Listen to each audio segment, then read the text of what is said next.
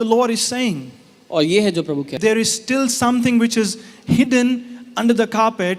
We're still not living the life of truth. क्योंकि अगर कुछ भी ऐसा है जो हमने अभी भी पर्दे के पीछे छुपा रखा है तो हम उसकी सच्चाई में नहीं जी रहे And all these things are stopping your blessings.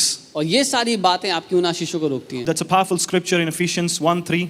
इफिसियों 1 उसका 3 बहुत ही शक्तिशाली आयत है। You know, I have meditated the scripture. I've said the scriptures day and night. Whenever I would pray, this will come in my mind, and I will speak in all the time. और जब कभी मैंने वचन पे मनन किया, ये आयत उठ के हमेशा मेरे सामने आती है और मैंने दिन और रात इस पर मनन किया, इसको कई दफा कहा है, घोषणाओं में बोला है। And it says that blessed be the Lord and the Father of our Lord Jesus Christ, who has blessed us with every spiritual blessing in the heavenly realms in Christ. और ये कहता है हमारे प्रभु यीशु मसीह के परमेश्वर और पिता का धन्यवाद हो कि उसने हमें मसीह में स्वर्गीय स्थानों में सब प्रकार की आत्मिक आशीषें दी हैं। In such a powerful declaration, such a powerful promise of the Lord, which tells that we are already being blessed with every spiritual blessing in the heavenly realms in Christ. बहुत ही शक्तिशाली घोषणा है ये, जो बताती है कि पहले से ही हमें सब कुछ मिल चुका है मसीह में, उस स्वर्गीय स्थान में। And you know what he says, that you are blessed by the Lord, not by any men. और ये कहता है कि आपको परमेश्वर ने आशीष दिया, किसी इंसान ने नहीं। Come on, I just want to tell you to understand this, what I'm trying to explain to you. You've been blessed by the Lord, not by any men. मैं चाहता हूं आप समझे जो मैं कह रहा हूं, आपको किसी इंसान ने आशीष नहीं दी, परमेश्वर स्वयं ने आपको आशीषित किया है। And if Bible says you are blessed, then you should be. और बाइबल कहती है अगर आप आशीषित हैं तो आप होने चाहिए हो। But the challenge is, लेकिन संघर्ष ये है, what are these blessings? ये आशीषें हैं क्या? And if we are blessed, और अगर हम आशीषित हैं, then where are these blessings? तो ये आशीषें हैं कहाँ? The problem is, समस्या ये है, many believe healing is not a blessing बहुत से लोग ये समझते हैं, ये विश्वास करते हैं कि चंगाई कोई आशीष नहीं, because they feel God can make them sick. क्योंकि वो ऐसा मानते हैं कि परमेश्वर उन्हें बीमार कर सकता है। And sickness is not a blessing. I know this. और मैं ये जानता हूँ कि बीमारी कोई आशीष नहीं, Because blessings are the works of the Lord, क्योंकि आशीष परमेश्वर का काम है and sickness is the work of devil. और बीमारी शैतान का काम है। So when Jesus was on the ground walking, तो जब यीशु मसीह पृथ्वी पर चल फिर रहा था, what he was doing, जो कुछ वो कर रहा he था, was healing all kind of sicknesses. वो हर एक प्रकार की बीमारी को He चंगा was कर रहा था। destroying the works of devil because he wanted to proclaim the kingdom of God. वो शैतान के कामों को नाश कर रहा था क्योंकि वो परमेश्वर के राज्य की घोषणा करना So चाहता था। that means healing is the blessing. इसका मतलब आशीष, चंगाई है वो आशीष, Feeding the poor is the blessing. गरीबों को खिलाना आशीष है, Giving in the kingdom is the blessing. राज्य में देना आशीष है। In fact, living the life of abundance is the blessing. यहाँ तक कि मैं कहूँगा कि बहुतायत का जीवन जीना एक आशीष है। For a matter, many people believe blessing is only salvation, इस मुद्दे के लिए कई लोग ये विश्वास करते हैं कि केवल उद्धार पाना ही असली आशीष है। righteousness, धार्मिकता, adoption as son, परमेश्वर के पुत्र हो जाना, forgiven, माफ हो जाना, inheritance.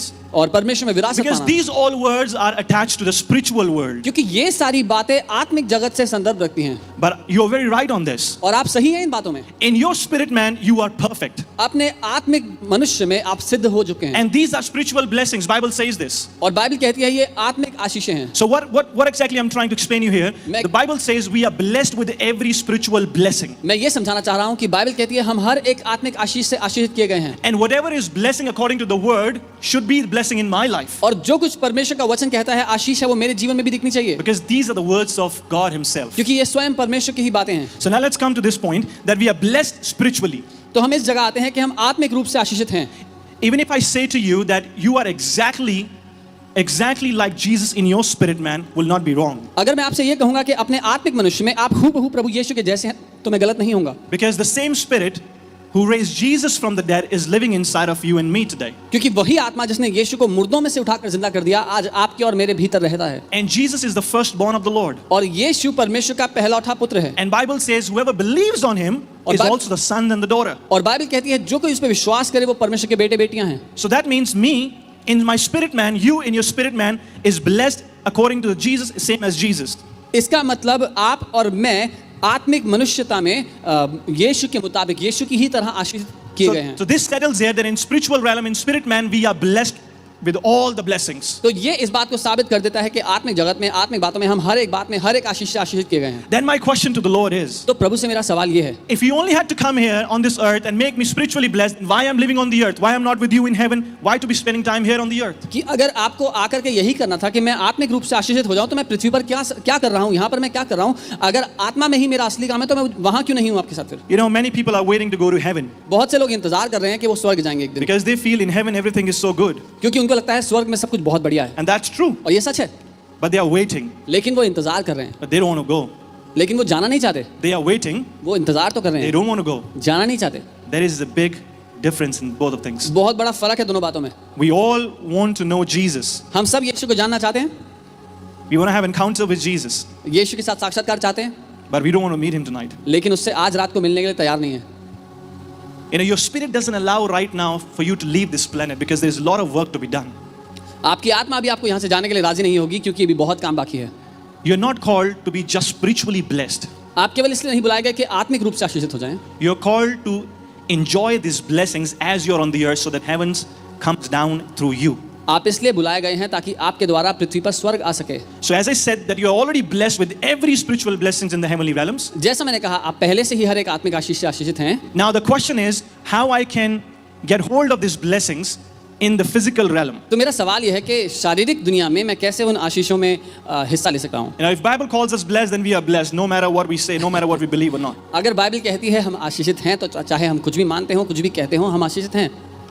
So you need to agree with me that we are blessed with every spiritual तो blessing. आपको मेरे साथ इस बात में सहमत होना पड़ेगा कि आप हर एक आशीष से आशीषित हैं. And whatever Bible says as a blessing should be blessing for you and me. और जिस किसी बात को बाइबल एक आशीष कहती है वो आपकी और मेरी परिभाषा होनी चाहिए आशीष की. If living a life of abundance is not a blessing for you, then I'm really sorry you will miss a lot of things in your life. अगर बहुतायत का जीवन जीना आपके लिए आशीष नहीं है तो माफ कीजिए आप बहुत सी अच्छी चीजों को चूक जाएंगे जीवन में. So you need to agree with the word. इसलिए मैं कह रहा हूँ आपको वचन से सहमत होना जरूरी है. So we have confirmed to this that we are blessed spiritually. तो हम इस बात पे राजी हो गए हैं कि हम आत्मिक रूप से आशीषित हैं. Then what is stopping us? तो हमें क्या रोक रहा है? Why these blessings are not manifesting in our life? क्यों ये आशीषें हमारी जिंदगी में नजर नहीं आ रही? Why not we living the life of fullness? क्यों नहीं हम वो बहुतायत की जीवन को जी रहे? You know, if you and look, understand what I'm saying is not that okay, you should be rich enough to live the life of blessings. That's not true. और समझिए मैं ये नहीं कह रहा कि आपको उतना अमीर होना चाहिए कि आप आशीषों से घिरे हो. मैं वो नहीं कह रहा हूँ. Because the blessings of the Lord makes one rich, not the money. क्योंकि परमेश्वर की आशीषें ही एक व्यक्ति को अमीर बनाती हैं, पैसा नहीं बनाता अमीर. You know, whenever we talk about blessings, our carnal mind only talks about money. जब कभी हम आशीषों की बात करें तो जो हमारा शारीरिक मन है वो केवल पैसे के बारे में सोचता है. You know, that's not the reality, guys. लेकिन ये हकीकत नहीं है. We are blessed हम आशीषित हैं by the blessings of the Lord, परमेश्वर की आशीष हमें मिलने के कारण, not by the worldly things. दुनिया की चीजों से नहीं. But again, the thing is, you cannot separate this world from spiritual realm. लेकिन हकीकत यह है कि आप इस दुनिया को आत्मिक दुनिया से अलग नहीं कर सकते. You know, I can shout on my voice that I am blessed with every spiritual blessing in the heavenly realms in Christ. But if I have to ask money, if I have to ask all these things from my, you know, brothers in Christ, or like, you know, then I'm not living, I'm not representing the truth. अगर मैं कहता हूँ अपनी ऊंची आवाज में कि मैं सच में आशीषित हूँ और फिर मुझे पैसे मांगने पड़ते हैं किसी से भी अपने खर्चे को पूरा करने के लिए, तो मैं वो जीवन जी नहीं रहा हूँ जिसके लिए मैं बुलाया गया हूँ. You see, in this small journey with Christ so far, I have known one thing. यीशु के साथ जो छोटी यात्रा मैंने अभी तक तय की है उसमें मैं एक बात जान गया हूँ The word never fails. कि वचन कभी नकारा नहीं होता. Whatever is written in the Bible, जो कुछ लिखा है वचन में it will come to pass. वो होगा ही होगा. If you believe, अगर आप विश्वास करो, without seeing it, उसको बिना देखे विश्वास कर लो, you will have it. आपको वो मिल जाएगा. That's what you have to believe, guys. ये है जो आपको विश्वास करना है. So I am blessed spiritually, तो हाँ मैं आत्मिक रूप से आशीषित हूँ and physically I want it to manifest. और शारीरिक रूप से मैं चाहता हूँ मुझे वो दिखाई दे. So I can see that spiritually everything is done. It's perfect. तो मैं देख रहा हूँ आत्मिक रूप से सब कुछ बढ़िया है, सिद्ध हो चुका है. And physically I see challenges all across. लेकिन शारीरिक रूप में मैं हर जगह संघर्ष और चुनौतियां देख रहा हूँ. Why is that so? ऐसा क्यों हो रहा है? Because there is a bridge between. क्योंकि दोनों के बीच में एक पुल है. That is soul. वो हमारा प्राण है. If I can say this way, अगर मैं ऐसा कहूँ, soul is the highway to your blessing. जो हमारा प्राण है वो रास्ता, वो जरिया है हमारी आशीषों को लाने I am का. so you know agreeing with this. I'm so confident in this that Satan is not Satan, you know, or you can say enemy, whatever. Like, you know, that poor guy. You can say this. He is not at all worried you being rich at all. और मैं इसको पूरी तरह कह सकता हूँ कि शैतान को इस बात से कोई समस्या नहीं है, या आप दुश्मन कहें जो भी कहें, वो उसको कोई समस्या नहीं है आपके अमीर होने में. He doesn't want your soul to be prosper. वो नहीं चाहता आपका प्राण उन्नति करे. Because in the spirit world, he's already been defeated. क्योंकि आत्मिक जगत में वो पहले से हरा दिया गया है. If your soul get rectified, अगर आपका प्राण सही हो गया, you will manifest the Son of God. तो आप परमेश्वर के पुत्र के स्वरूप में चलने फिरने लग जाएंगे अपने जीवन में. So the only thing is you have to work on is your soulish realm. तो एकमात्र चीज जिस पर आपको काम करना जरूरी है वो है आपका प्राण. You have to transfer these blessings into your physical world from the highway of the soul. और ये सारी आत्मिक आशीष जो आपकी आत्मा में है, इनको शारीरिक दुनिया में लेकर के आने के लिए जो रास्ता है, जो पुल है बीच में, वो आपका प्राण है. You know, Apostle John says in 3 John 1, you know, verse number 2, Beloved, I pray that you may prosper in all things and be in health as your soul prospers. और प्रेरित यूहन्ना कहते हैं 3 यूहन्ना 1:2 में कि हे प्रिय, मेरी यह प्रार्थना है कि जैसे तेरा प्राण उन्नति करता है, माफ कीजिए अंग्रेजी में सही लिखा है, हिंदी में नहीं, जैसे तेरा प्राण उन्नति करता है वैसे तू सब बातों में उन्नति करे और भला चंगा रहे. You know, that is what the thing is. Apostle Paul is writing an amazing verse here. You know, this is so powerful, church. Understand this. Spiritually, you've been blessed, and Apostle Paul is saying, work on your soul. so that you may prosper as your soul prosper. और ये बहुत ही अद्भुत बात है जो प्रेरित यूहन्ना यहाँ पे लिख रहे हैं। वो कह रहे हैं आत्मिक रूप से आप आशीषित हैं, अपने प्राण पे काम करें ताकि आप अपने जीवन के हर एक बात में उस आत्मिक आशीष को आते हुए देख लें। In his old age, he have understood this thing. और अपने जीवन को जीने के बाद वो बुढ़ापे में इस बात को समझें। And he says, Beloved, I want you to prosper. और वो कह Above रहे all हैं, things, this is my prayer. और वो कह रहे हैं प्रिय मेरी ये प्रार्थना है हर एक बात से ऊपर के तुम हर एक बात में उन्नति करो And be in good health. और अच्छे स्वास्थ्य में जियो। These are blessings. ये आशीषें हैं। And he wants us to catch all on these blessings because as a soul prosper, we want this thing to happen. और वो चाहता है कि हम इन आशीषों में जिए, हमारा प्राण उन्नति करे। And even, Apostle Paul says the same thing in, I think, in the book of Romans, that do not be conformed to this world, but be transformed by the renewing of your mind, that you may know what is the perfect will of God. और प्रेरित पौलुस लिखते हैं Romeo की पत्री में कि इस दुनिया के सदृश मत बनो, लेकिन अपने मन के नए हो जाने से, अपने प्राण के नए हो जाने से परमेश्वर की सिद्ध इच्छा को जान लो। That is the will of God, that you may prosper. ये परमेश्वर की इच्छा है कि आप उन्नति करें। But you can only prosper as your soul prospered. लेकिन आप उतनी ही उन्नति कर पाएंगे जितना आपका प्राण उन्नति करेगा। Now, this is the foundation which I wanted to lay. ये वो नींव है जो मैं रखना चाहता हूँ। But I want to talk today that how should my soul be prosper? लेकिन मैं बताना चाहता हूँ कि हमारा प्राण कैसे उन्नति करेगा। There are many things we can say, there are many points I can say, but I have found 3 basic things which we need to do to get our soul prospers. बहुत सारी बातें हैं, लेकिन 3 प्रमुख बातें हैं जिन पर मैं आज ध्यान दूंगा, जिनसे आपका प्राण उन्नति कर सकता है। This is what my beliefs are. ये मैं मानता हूँ, मेरी धारणाएं हैं। And I pray the Lord will reveal more to you. और मैं ये प्रार्थना करता हूँ कि प्रभु आपको और खुल के इसके बारे में बात करें। I have heard many times that your soul will prosper if you read the word. और मैं ये मानता हूँ कि आपका प्राण उन्नति करेगा जब आप वचन पर मनन करेंगे। That's powerful. ये बहुत शक्तिशाली है। It should be. और ये होना चाहिए। My question is, मेरा सवाल ये है, did Sadducees and Pharisees were the word player or not? क्या सदूकी फरीसी वचन के खिलाड़ी थे कि नहीं थे?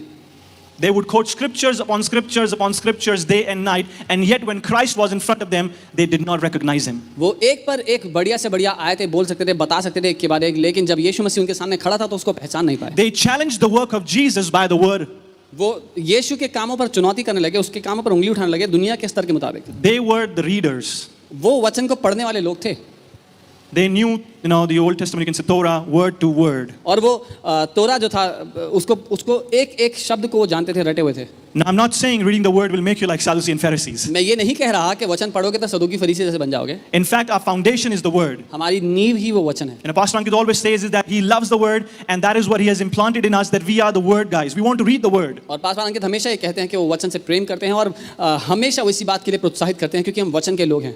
Because if we not read the word, our foundations will not be strong. अगर हम वचन को नहीं पढ़ेंगे तो हमारी नींव मजबूत नहीं होगी। But reading the word does not complete the job. लेकिन वचन पढ़ने से केवल काम पूरा नहीं होता। You need to be the doer of the word. आपको वचन को करने वाला बनना पड़ेगा। That is point number 1. If you want your soul to be prosper, you should be the doer of the word. और ये पहली बात है, अगर आप चाहते हो आपका प्राण उन्नति करे तो वचन को करने वाला बनना पड़ेगा। Because when you become the doer of the word, क्योंकि जब वचन को करने वाला बन जाओगे, you will be obedient to the word. तो वचन की बातें मानने लगोगे। And this will renew your mind, church. और ऐसा करने से आपका मन नया होगा। Your logics will be shut and you will just do what the Lord will ask you to do.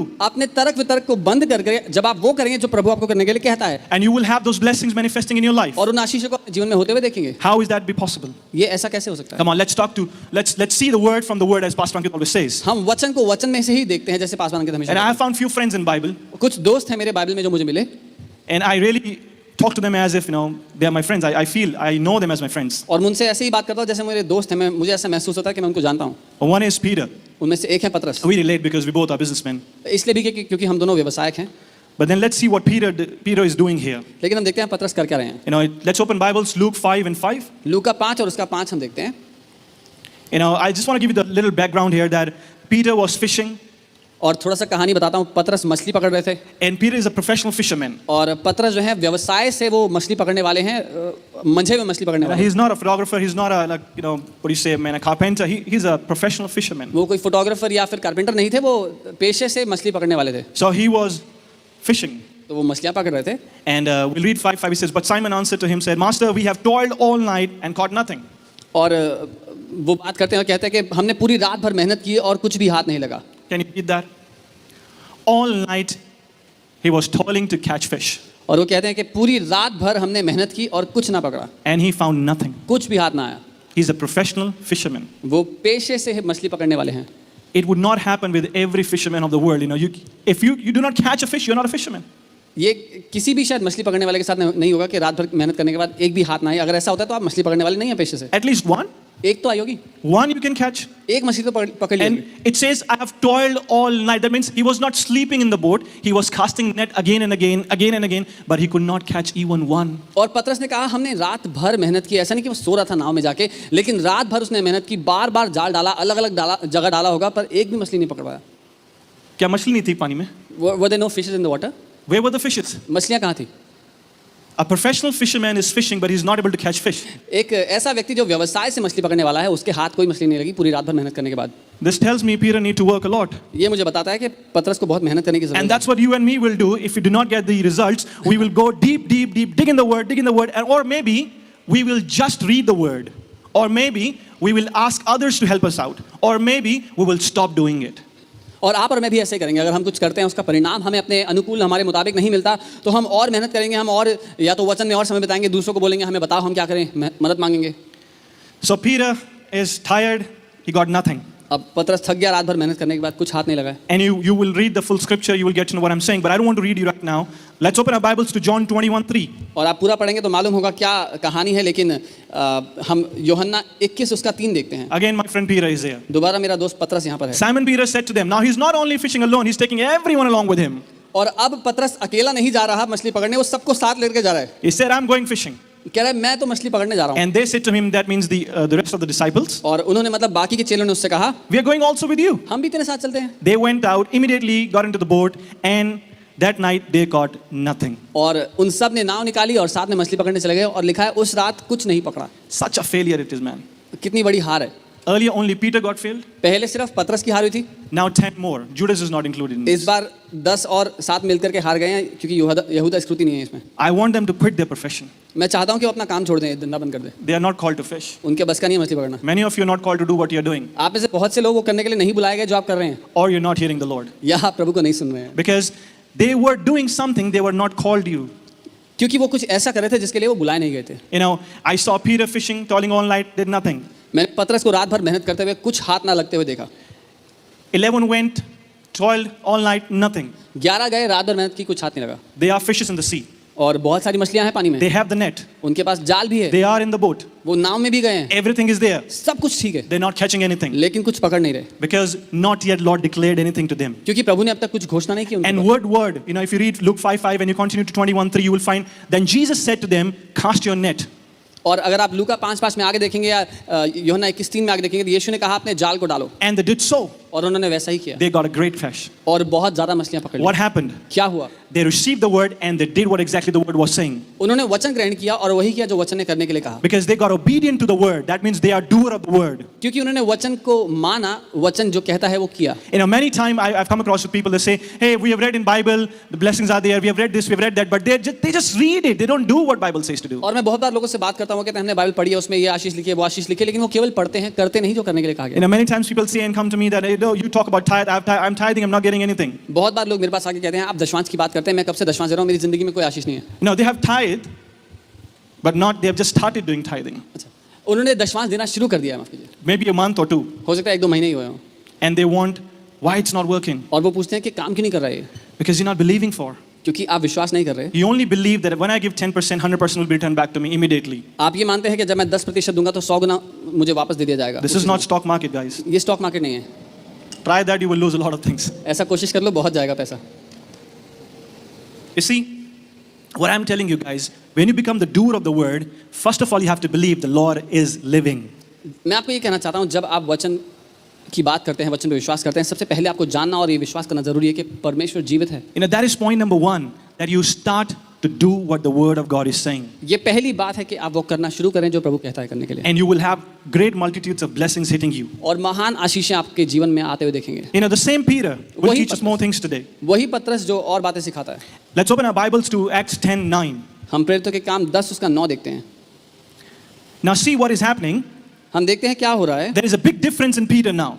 पतरस में बहुत अंतर आ चुका है। The earlier Peter was not born again yet. पहले के पतरस ने नया जन्म नहीं पाया था, He was following Lord Jesus, वो प्रभु यीशु के पीछे तो चल रहा था, but now he's born again. He's filled with the Spirit of the Lord. लेकिन अब उसने नया जन्म पा लिया है, वो That is you and me in the present world.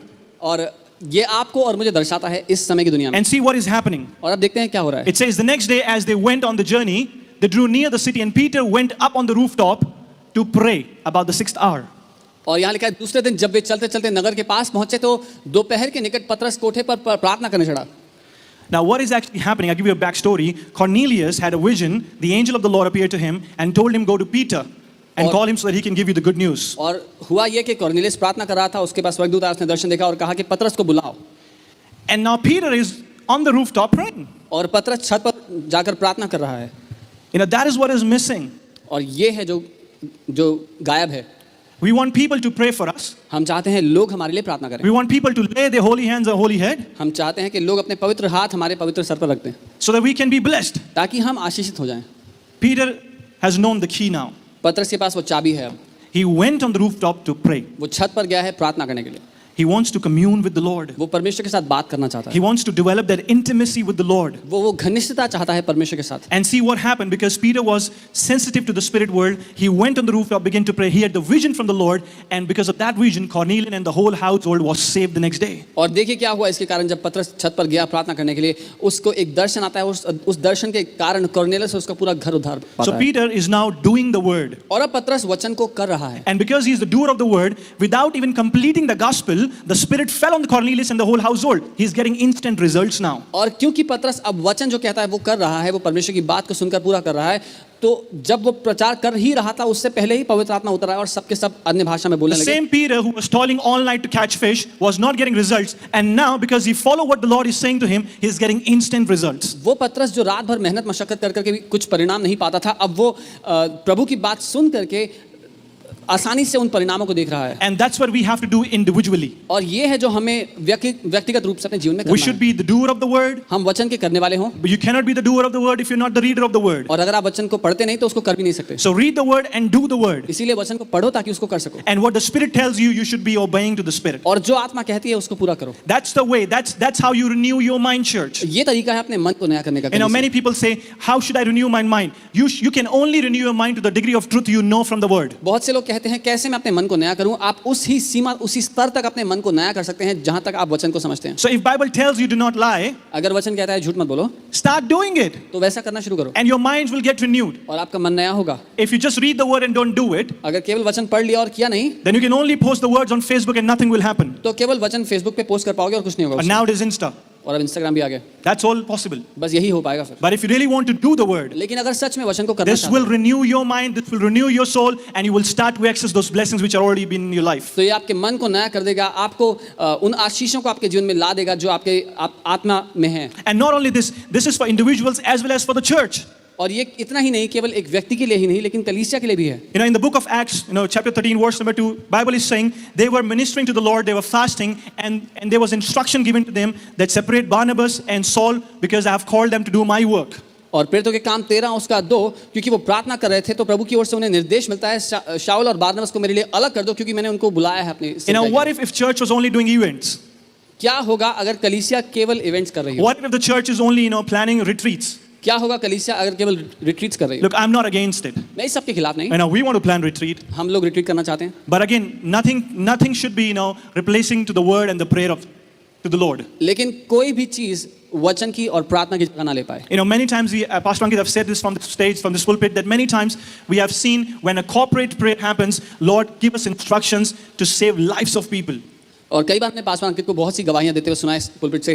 जब हम लोग साथ मिलकर प्रार्थना कर रहे थे, प्रभु ने ऐसे निर्देश दिए कि किसी की जान खतरे में, उसके लिए प्रार्थना की और ऐसा ही हुआ, किसी की जान बच गई एक्सीडेंट में. As a church, I think this is what the instruction from the Lord. As the church, I want to say this boldly from here, that we have to stand together and spend time together in prayer so we can receive instructions from the Lord for this season. So एक कलीसिया होने के रूप में जरूरी है कि हम लोग हियाव से एक साथ मिलकर के परमेश्वर से उन निर्देशों को हासिल करें जो हमें चाहिए. If they would not have been fasting and praying in that moment, then Barnabas and Paul would not have been separated for the ministry. अगर उस समय में प्रेरित लोग प्रार्थना ना कर रहे होते तो बारनबास और शाऊल को उस समय अलग ना किया गया होता सेवकाई के लिए. You got to be sensitive, church. This is a moment I want to emphasize on this. This is what the Lord is saying, that come out of your that comfort zone, that Lord knows my heart. You need to know what is going in your heart. This is the time, church. कलीसिया ये वो समय है जब आप संवेदन हो जाएं, ये कहना बंद कर दें कि प्रभु तो मेरे दिल को जानता है, क्योंकि ये जरूरी है कि आप जान लें आपके दिल में क्या चल रहा है. If you become sensitive to the word of the Lord and the Spirit of the Lord, you would be on your knees day and night these days, so that many will be saved in their life. अगर आप संवेदनशील होंगे तो आप वचन में और प्रार्थना में समय बिताएंगे, अपने घुटनों पर आएंगे कि बहुत से लोग इस समय में उद्धार You know, पाएं। and it's not a Christian ritual, guys, to pray. What I'm saying, praying is communing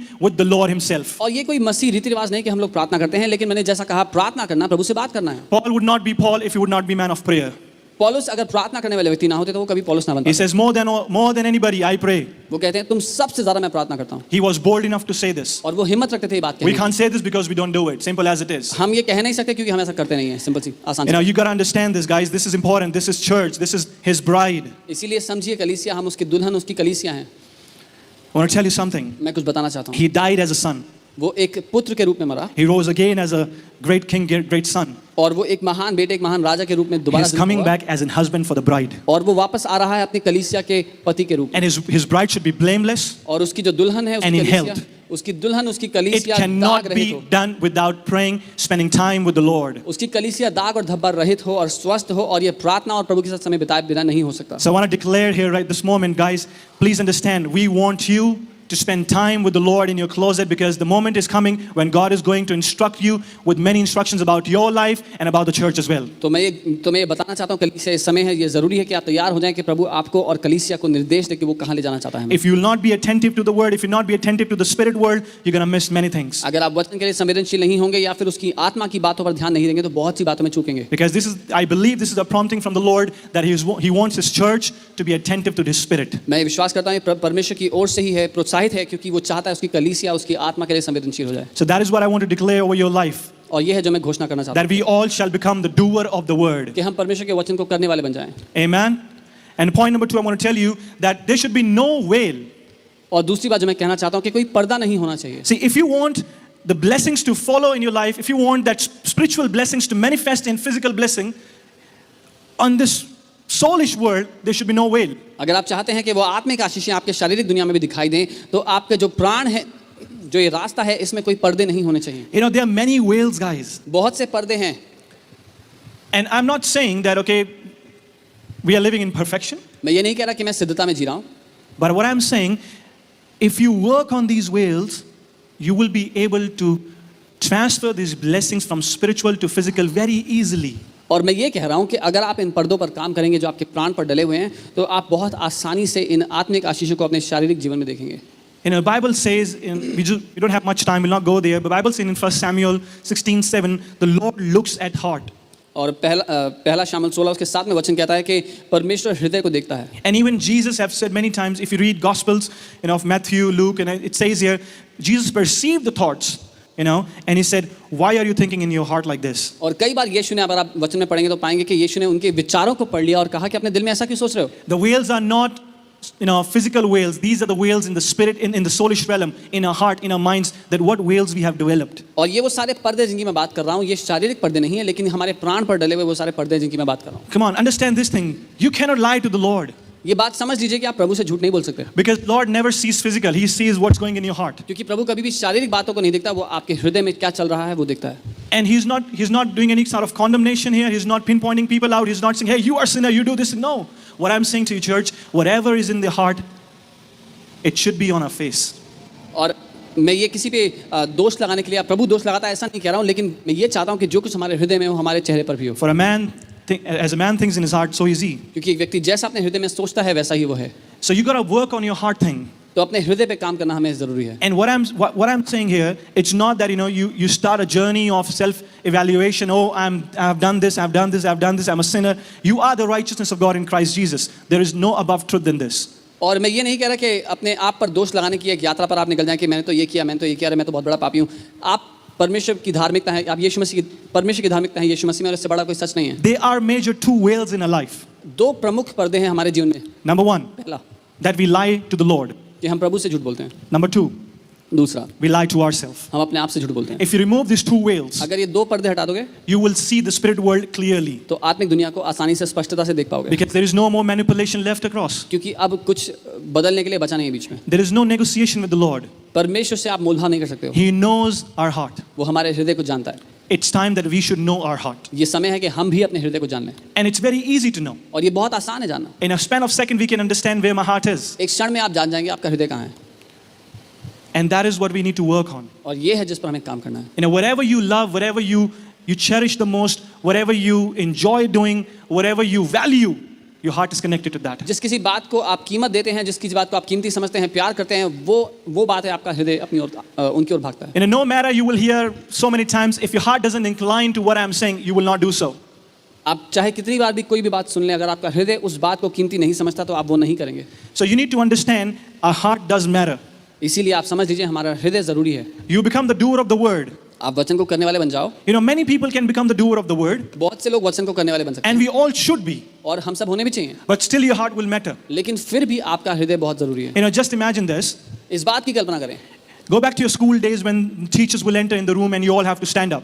अपने स्कूल के दिनों में वापस जाओ जब आपके टीचर को क्लास में आना होता था और आप सब खड़े होते थे. Many times we never wanted to stand up, कई बार खड़े होने का मन नहीं होता था, but we will, लेकिन फिर भी होना पड़ता था, because that was a custom over there. क्योंकि ये रिवाज था. Our hearts was not inclined to this, हमारा हृदय तैयार नहीं था ये करने के लिए, but still we had to do it. लेकिन फिर भी करना पड़ता था. Similarly, guys, you can be the doer of the word, but if it still weighs on your heart, you can keep on doing, and it will become ritual for you. और ऐसे ही आप बार बार ऐसा कर सकते हैं, लेकिन अगर आपके हृदय पे पर्दे हैं तो ये केवल रीति रिवाज रह जाएगा. And rituals do not perform. और रीति रिवाज काम नहीं करते. They get you nothing but only tiredness. वो आपको और कुछ नहीं दे सकते, केवल थकाते It will हैं. become burden to you. आपके लिए बोझ बन जाएगा वो. But if there is no veil, लेकिन अगर कोई पर्दा नहीं है you will enjoy in doing what the word is saying you to do. तो आपको मजा आएगा वो करने में जो वचन कहता है. In fact, you will be waiting for the instructions from the Lord so that you can bless somebody. यहाँ तक कि आप परमेश्वर से निर्देश के लिए इंतजार करेंगे कि आप किसी को आशीष दें. Your life become the life of blessing. आपका जीवन आशीषों का जीवन बन जाएगा. I so love this. Jesus will go to the mountains to pray, and the moment he will come back, he'll choose his disciples. और मुझे बहुत अच्छा लगा जब यीशु मसीह गए प्रार्थना करने के लिए पहाड़ के ऊपर, और जैसे ही नीचे अपने चेलों को चुनने लग गए. Why? क्यों? Because he was given instructions from the Father. This is the time when you should call your 12. क्योंकि पिता की ओर से उसको उस समय वो निर्देश मिला कि ये समय है जब अपने 12 को चुनना है. So many times when we go in our prayer closet, we will be getting instructions. But again, if your heart doesn't allow what God is saying to you, you will just do it as a ritual. तो बहुत बार जब हम अपने प्रार्थना कक्ष में नहीं जाएंगे, हम नहीं सुनेंगे प्रभु से, तो बहुत सारी बातें हम करना चाहेंगे जो हमारा हृदय अनुमति नहीं देता. So I want you to emphasize on this, guys. Let there be no veil. इसीलिए मैं इस बात पर अहमियत दे रहा हूँ कि हमारे हृदय पे पर्दे ना हो. Let us be like who we are. हम जैसे हैं वैसे बन जाएं. And again, I'm not giving you this kind of license or guinea pig to be in sin.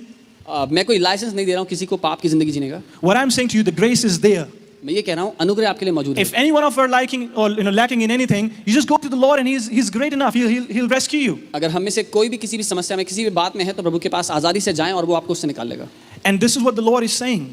और ये है जो प्रभु कह रहा है. Let there be no veil between you and me, because I'm your husband and you are my bride. प्रभु ये कह रहा है अपनी कलीसिया से कि तेरे और मेरे बीच में कोई पर्दा ना हो क्योंकि तू मेरी दुल्हन है. Because if there is veil, if there is still something which is hidden under the carpet, we're still not living the life of truth. क्योंकि अगर कुछ भी ऐसा है जो हमने अभी भी पर्दे के पीछे छुपा रखा है तो हम उसकी सच्चाई में नहीं जी रहे. And all these things are stopping your blessings. और ये सारी बातें आपकी उन आशीषों को रोकती हैं. Although you are blessed by the Lord, हालांकि परमेश्वर ने आपको आशीष दे दी है, but it can only be transferred to your physical realm through your spirit, through your soulish realm. लेकिन ये सारी आशीषें आपकी शारीरिक दुनिया में उस प्राण के द्वारा ही आ सकती हैं. And in the soul, we have to make sure that there is no veil between me and the Lord. और उस प्राण में हमें ये देखना जरूरी है कि मेरे और प्रभु के बीच में कोई पर्दा ना हो.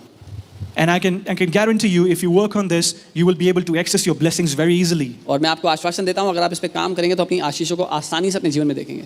Amen. Amen. Now the point number 3, which is the last point for this season. और तीसरी बात, We need to prioritize the kingdom of the Lord. परमेश्वर के राज्य को हमें अहमियत देना जरूरी है. If you cannot prioritize the kingdom of the Lord, अगर आप परमेश्वर के राज्य को अहमियत नहीं देंगे, then you might access these blessings, तो हाँ हो सकता है ये आशीषें आपको मिल जाएं, but you will not have that purpose. पर उन आशीषों को मिलने का मकसद नहीं होगा कोई. Blessings without purpose is no longer a blessing but a curse. बिना मकसद के आशीषें मिलना आशीष है ही नहीं, वो तो श्राप बन जाते हैं. Many people who are rich, they are addicted to some, they become drug addict because they are rich, because they have money to buy those drugs. बहुत से लोग जो अमीर हैं उनके पास पैसा है ड्रग्स खरीदने के लिए, तो उनको उसकी लत पड़ जाती है. But that's what I am saying. If you prioritize the kingdom of God, the blessings will remain blessing and it will make you blessing. इसीलिए मैं कह रहा हूँ जब आशीषें आपके जीवन में आती हैं उनका मकसद होना जरूरी है, और वो मकसद तब है जब आप राज्य को अहमियत देते हैं. जब आप ऐसा करते हैं तो वो आशीषें आपके जीवन में बनी रहेंगी. How can we prioritize kingdom? कैसे हम उसके राज्य को अहमियत दे सकते हैं? It's been almost over 3 months we are in this lockdown. 3 महीने से ऊपर हो गया हम लॉकडाउन में हैं. You can check your life, you'll get to know, are you prioritizing kingdom or you're just prioritizing your life by Netflix and Prime and all that stuff. आप अपने जीवन को परखें, आपको मालूम हो जाएगा आप राज्य को अहमियत देते हैं या अपने जीवन को और नेटफ्लिक्स को और इस सबको. And I'm not saying that if you're watching Netflix or if you're on Prime or whatever you're doing, you are sinning. मैं ये नहीं कह रहा अगर आप नेटफ्लिक्स देख रहे हो या प्राइम देख रहे हो तो आप पाप कर रहे हो. But do you know how much hours you have invested They are countless. पर क्या आप जानते हैं कितने घंटे आपने उसमें निवेश कर दिए हैं? शायद आप गिन भी ना पाएं। And once you have invested, you're getting returns on the same.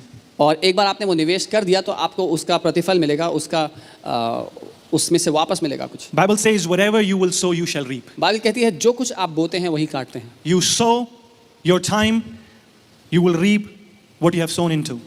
अगर आप अपना समय किसी चीज़ में बोएंगे तो वही काटेंगे। You sow watching a horror movie, you will reap good demons coming to your dreams. अगर आप भूतों वाली पिक्चरें देखेंगे तो आपके पास दोस्ती करने के लिए कुछ दुष्ट आत्मा भी आना चाहेंगे। Look, guys, I'm cool about these things. I don't say all these things from here, but why I'm saying this to you, because this is instruction from the Lord to me that whatever you're investing into your life, it will multiply. मुझे इन बातों से फर्क नहीं पड़ता, लेकिन मैं ये बातें इसलिए कह रहा हूँ क्योंकि प्रभु से मुझे जो निर्देश है, जिन बातों में भी आप अपना समय देंगे वो बातें आपके लिए आपके पास वापस आएंगी। You know, we want the kingdom of God to manifest in our life. हम चाहते हैं परमेश्वर का राज्य हमारी जिंदगी में दिखाई दे। We want the kingdom of God to manifest through my life. हम चाहते हैं कि परमेश्वर का राज्य मेरी जिंदगी में दिखाई दे। Wow, there is a great series on Netflix. Netflix पे बहुत अच्छी सीरीज आई है एक, The kingdom of God will manifest if I watch it. परमेश्वर का राज्य दिखाई देगा जब मैं वो सीरीज देख लूंगा तो। Again, guys, I'm not against it. मैं उसके विरोध में नहीं हूँ। What I'm saying, what are you investing मैं into? ये कह रहा हूँ आप कहाँ निवेश कर रहे हैं अपने आप को। If you will invest your life in the kingdom of the Lord, you will have great returns. अगर अपना निवेश परमेश्वर के राज्य में करेंगे तो बहुत बड़ा प्रतिफल पाएंगे। You know, you have to understand, Bible says, seek first the kingdom of God and his righteousness, and all things shall be added unto you. Bible कहती है पहले परमेश्वर का राज्य उसकी धार्मिकता के खोजी बनाओ और सारी चीजें अपने आप आपके जीवन How में do I seek the kingdom of the Lord? मैं कैसे परमेश्वर के राज्य को खोजूं? First, you have to seek the king.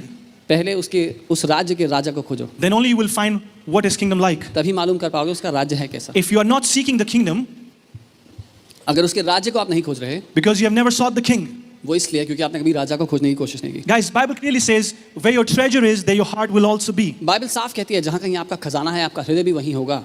You know, if your treasure is not the kingdom, then your heart is not in the kingdom. अगर आपके लिए राज्य खजाना नहीं है तो आपका हृदय राज्य में नहीं होगा। And I must tell you, और मैं बता दूं, you are treasure to the Lord. परमेश्वर के लिए आप खजाना हैं। That's why he died for you and he gave his spirit to you. इसीलिए वो आपके लिए मरा और अपनी आत्मा आपको दी। If you prioritize the kingdom of the Lord, अगर आप परमेश्वर के राज्य को अहमियत देंगे, man, you will start to live a life which is great for the Lord. और आप एक ऐसा जीवन जीने लग जाएंगे जो परमेश्वर के लिए महान होगा। Because Lord is going to give you such great mysteries which will change this world upside down. क्योंकि परमेश्वर आपको वो महान रहस्य देगा जो इस दुनिया को उथल-पुथल कर सकते हैं। You know, I wanted to speak on, many of you know that I wanted to speak on giving, tithing, sowing, because that is what my heart connects to. बहुत से लोग जानते हैं कि मैं बात करना चाहूँगा दशमांश देने के बारे में, परमेश्वर के राज्य में बीज बोने के बारे में, क्योंकि वो बात है जिससे मेरा दिल जुड़ा है। But the Lord give me this word because I believe this is for somebody of you, someone is listening to my voice, this is for you and maybe many of us, because Lord wants us attention now. In this season, He wants you to come back to the closet, come back to your real identity so that you can experience those blessings which is already given to you. और मैं ये मानता हूँ जो निर्देश प्रभु ने मुझे दिया है वो हो सकता है कोई जो मुझे सुन रहा हो ये आपके लिए ही है और ये हम सब के लिए है कि हम परमेश्वर के साथ उस भीतरी कक्ष में अकेले वापस आ जाएं जहाँ हम अपनी असली पहचान को जान सकते हैं। You cannot win any battles unless you practice. आप कोई युद्ध नहीं जीत सकते जब तक आप उसके लिए तैयारी ना You करें। know, soldiers are never trained if they're not on the knees in the kingdom of the Lord. परमेश्वर के राज्य में जो सैनिक हैं वो कभी भी प्रशिक्षण नहीं पाएंगे जब तक वो अपने घुटनों पर नहीं होंगे। You got to understand this. If you really want the kingdom of God to explode in your life, इस बात को जान लें, अगर आप चाहते हैं परमेश्वर का राज्य आपके जीवन में भर जाए, भर कर निकल आए, and if you want those blessings to, flow in your life and through your life, और अगर आप चाहते हैं कि वो आशीषें आपके जीवन में और आपके जीवन से बहें, then you need to prioritize the kingdom of the Lord. तो आपको राज्य को पहला रखना जरूरी है। This moment I remember this widow who only had 2 dimes with her. मुझे वो विधवा याद है जिसके पास केवल दो दमड़ियां ही थी। She is such a challenge to me, वो मेरे लिए बहुत बड़ी चुनौती है। and I don't know when I will be able to do something like this. मुझे नहीं पता मैं कब ऐसा कुछ कर पाऊंगा। Whatever she had, जो कुछ उसके पास था, she gave. उसने वो सब कुछ दे That दिया। moment she became one of the mighty women of the Lord for me. और उस समय मेरे लिए परमेश्वर की वो एक महान दासी बन गई। Imagine that woman who had that alabaster jar with the perfume, she broke that jar at the feet of Jesus. और उस स्त्री के बारे में सोचिए जिसके पास जटा मसीह का वो तेल इत्र का बर्तन था जिसने यीशु के पांव पर वो तोड़ दिया, उंडेल दिया। She was prioritizing the kingdom of the Lord. वो परमेश्वर के राज्य को उससे ज्यादा कीमती रख रही थी। What beautiful is not that she poured out that perfume, she broke that jar because in that jar there was a security for her. सुंदर बात ये नहीं कि उसने इत्र को उंडेल दिया, लेकिन सुंदर बात ये है कि उसने साथ में उस बर्तन को भी यीशु के पांव पर तोड़ दिया, क्योंकि उसके लिए वो बर्तन उसके लिए सुरक्षा था। When you and me prioritize our kingdom, our securities will not be a bank account, but the King Himself. जब हम लोग उसके राज्य को अहमियत देंगे, उसके राज्य को पहले रखेंगे, तो हमारे लिए सुरक्षा हमारा बैंक अकाउंट नहीं होगा, वो राजा होगा। What challenged me is the heart of Father. मुझे क्या चुनौती देता है वो है पिता का हृदय। He says, give 10% to me, वो ये कहता है कि मुझे 10वां हिस्सा दे, and then you judge me. मुझे 10वां हिस्सा दे के तो देख और फिर मेरा न्याय कर मुझे He पता- gave the 100% to me उसने अपना तो 100% मुझे दे दिया and only asking me to return the 10th to him और मुझे केवल कह रहा है अपना 10वां हिस्सा मुझे दे with the great degree of challenge that I can judge him now. और इतनी बड़ी चुनौती के साथ कि अब मैं उसको परख सकता हूँ This is not done. ये सही नहीं है This is not done, church. ये सही नहीं है Because he is not saying, whatever I have given to you, you give it to me back and then judge if I'll not open the heavens. He says, whatever I have given to you, return 10% to me and then you can judge me. क्योंकि वो ये नहीं कह रहा जो कुछ मैंने दिया है मुझे वापस लौटा और फिर मुझे परख वो कह रहा है जो कुछ मैंने तुझे दिया उसका 10वां हिस्सा मुझे दे और फिर मुझे परख That is why these women in the Bible became such great women of the Lord, of the word, that they gave their all and they never wanted to have insecurities afterwards. इसीलिए इन महिलाओं की गवाहियां इतनी शक्तिशाली हैं वचन में आज भी क्योंकि जो कुछ उनके पास था उन्होंने वो सब कुछ परमेश्वर को दे दिया Imagine Peter, imagine Jackai, imagine all these great people in the word, what all they did. They gave their life because they prioritized the kingdom of the Lord. पतरस जक्कई इन सब लोगों के बारे में आप पढ़ें वचन में देखें और पाएंगे कि उन्होंने क्योंकि परमेश्वर के राज्य को अहमियत दी उसने उसके लिए सब कुछ दे दिया If you and me will prioritize the kingdom of the Lord, church, अगर आप और मैं परमेश्वर के राज्य को अहमियत देंगे कलीसिया we will never be in lack तो हम कभी भी कमी को नहीं देखेंगे because he is the king. क्योंकि वो राजा है And it will be insult to the king that his people in the kingdom are living in the lack. और उस राजा के लिए तौहीन होगी ये कि उसके लोग उसके राज्य के लोग कमी में रह रहे हैं But the thing is, all these blessings he has kept for us, and he wants us to experience these blessings, but we don't want to renew our soul because we want to make sure that our soul feeds on the word, not on the word. लेकिन हकीकत ये है कि उसने ये सारी आशीषें हमारे लिए रखी हैं और वो चाहता है कि हमारा प्राण नया हो जाए लेकिन हम वचन से नहीं दुनिया से अपने मन को नया कर रहे हैं The degree of trust you have on the Lord is the degree of blessings you can experience from the Lord. जिस मात्रा में आप परमेश्वर पे भरोसा करते हैं उस मात्रा की आशीषें अपने जीवन में आप देखेंगे He has already blessed us with every blessing. उसने पहले से ही हर एक आशीष हमें दे दी है That means you can have all. इसका मतलब सब कुछ आपका है सब कुछ आप ले सकते हैं There is only one meter here left now. लेकिन एक ही माप है उसको देखने का How you prioritize his kingdom. किस तरह आप उसके राज्य को अहमियत देते हैं If you prioritize his kingdom with all you have, you will experience all the blessings he has for you. अगर आप उसके राज्य को अहमियत देंगे जो कुछ आपके पास है उसके साथ तो उसकी सारी आशीषों को अपने जीवन में देखेंगे In Proverbs, it says in 3:9, honor the Lord with your possessions and with all the first fruits of all your increase. नीति वचन 3 उसका 9 वचन कहता है अपनी संपत्ति के द्वारा और अपनी भूमि की पहली उपज देकर यहोवा की प्रतिष्ठा कर He said, honor the Lord. वो कहता है परमेश्वर की प्रतिष्ठा उसका आदर कर You don't honor beggars, don't you? आप भिखारियों का आदर नहीं करते नहीं But many in the kingdom give God as he's a beggar. लेकिन बहुत से लोग परमेश्वर के राज्य में ऐसे देते हैं जैसे परमेश्वर कोई भिखारी हो You know, this is my heart cry to the Lord.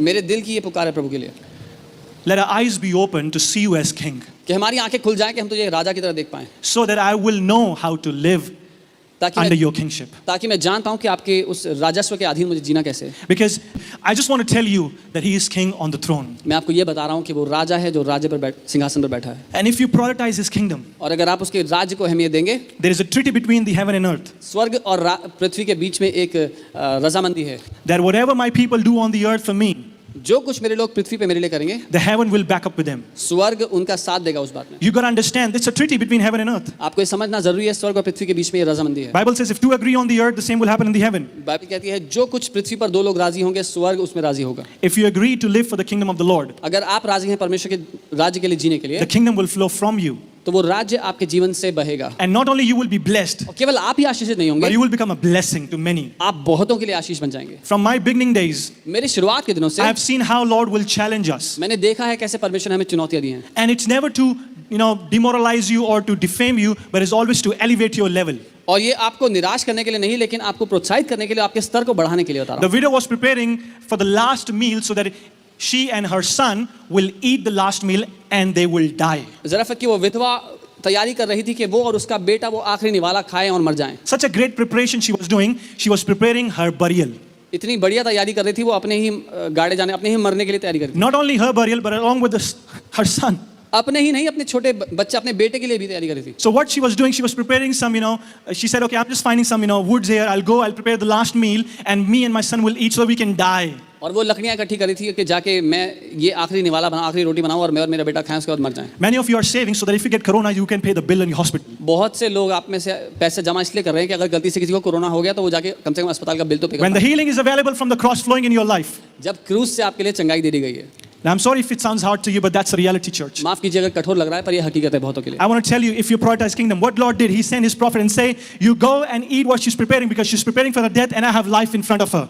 और परमेश्वर ने अपने भविष्यवक्ता को इसलिए वहां भेजा कि वो जाए और जो स्त्री मृत्यु के लिए तैयारी कर रही है, परमेश्वर जो जीवन उसको देना चाहता है वो उसको दे पाए। And I've come as a prophet today to tell you, if you prioritize the kingdom of the Lord, the life is ahead of you. और एक भविष्यवक्ता के रूप में मैं आपके सामने आज खड़ा हूं ये कहने के लिए, अगर आप परमेश्वर के राज्य को पहले रखेंगे तो जीवन आपके लिए रखा गया है। Honor the Lord with your possessions and all you have in increase.